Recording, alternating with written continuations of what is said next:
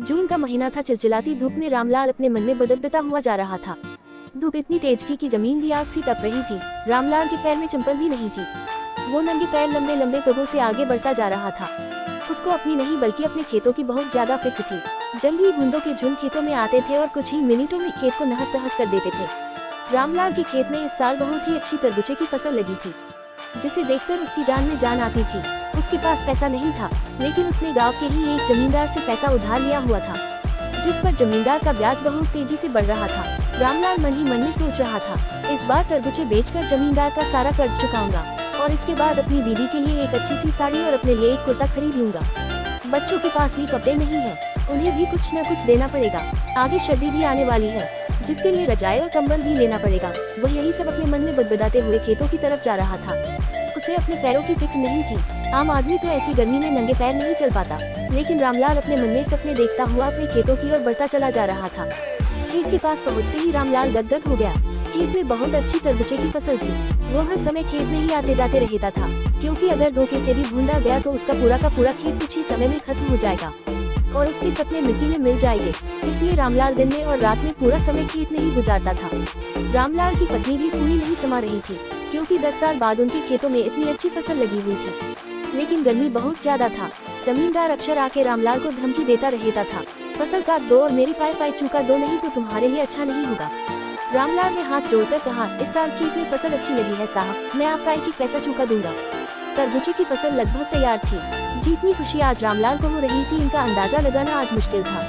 वो मन ही मन में खुशी से झूम रहा था, लेकिन उसको पता था कि अगर जरा सी भी हमसे चूक हुई तो मेरा सब कुछ नष्ट हो जाएगा। रात में भी वह जरा सी आहट से भी उठ के बैठ जाता, अपने खेत में इधर उधर देखता और आकर फिर से सो जाता। उसकी नींद कभी पूरी नहीं हो पाती थी। उसके सपने में भी खेतों की याद बनी रहती थी। गरीब दिन बाद अब तरबूजे की फसल को कटाई करके शहर भेजने वाला था। रामलाल और उसकी पत्नी बहुत खुश थे। उन्हें पता था कि अब हमारा भी अच्छा समय शुरू होने वाला था। हम सब भी अच्छे कपड़े पहनेंगे, हमारे पास भी रजाई और गुदगुदे गद्दे होंगे, ताकि सर्दी में पूरी रात ठिठुर करना गुजारनी पड़े। रामलाल और उसकी पत्नी ने हजारों सपने अपने मन में संजो के बैठे थे, क्योंकि फसल इतनी जो अच्छी थी। रामलाल की फसल देखकर पड़ोसियों को भी जलन हो रही थी। रामलाल ने अपने पूरे खून पसीना लगाकर फसल तैयार की थी। 4 बीघे की फसल गाँव में किसी ने पहली बार की थी, और इतनी अच्छी फसल शायद आसपास के गांव में कई साल बाद रामलाल ने की थी। खेत में तरबूजे चमक रहे थे। इस साल तरबूजे की कीमत भी बहुत अच्छा था, इसलिए रामलाल सोच रहा था कि उसका सारा कर्ज चुकता हो जाएगा और बहुत सारे रुपये भी बच जाएंगे। अगले दिन रामलाल सुबह जगा और हालांकि रात भर सो नहीं पाया था। रात भर जानवरों को भागता रहा, मगर सुबह जब उसने अपनी फसल को देखा तो एकदम से उसकी खुशी से उनका चेहरा एकदम लाल हो गया। उसकी पत्नी खाने का लेके खेत में आई और रामलाल को खाना खिलाया, और उसके बाद रामलाल आराम करने लगा। रामलाल की पत्नी खाना देकर चली गई। रामलाल खेत में एक छोटी सी लकड़ी की झोपड़ी बनाकर रहता था। उस झोपड़ी में आराम करने लगा। दोपहर का 12 बज चुका था। रामलाल भी उठकर इधर उधर देख रहा था, क्योंकि दोपहर में जंगली बूंदों का खतरा ज्यादा बना रहता था। चारों तरफ धूप के कारण सन की आवाज आ रही थी। चारों ओर सन्नाटा छाया हुआ था। रामलाल के खेत से गांव की दूरी लगभग 1 किलोमीटर थी। रामलाल ने इधर उधर देखा, कोई जानवर दूर दूर तक नहीं था।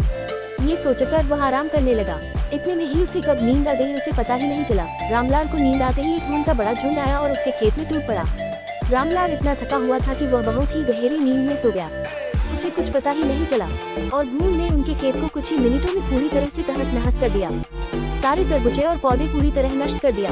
रामलाल नींद में सपने देख रहा था। बूंदों ने पूरा का पूरा खेत साफ कर दिया था। शायद उनका भी पेट भर गया था।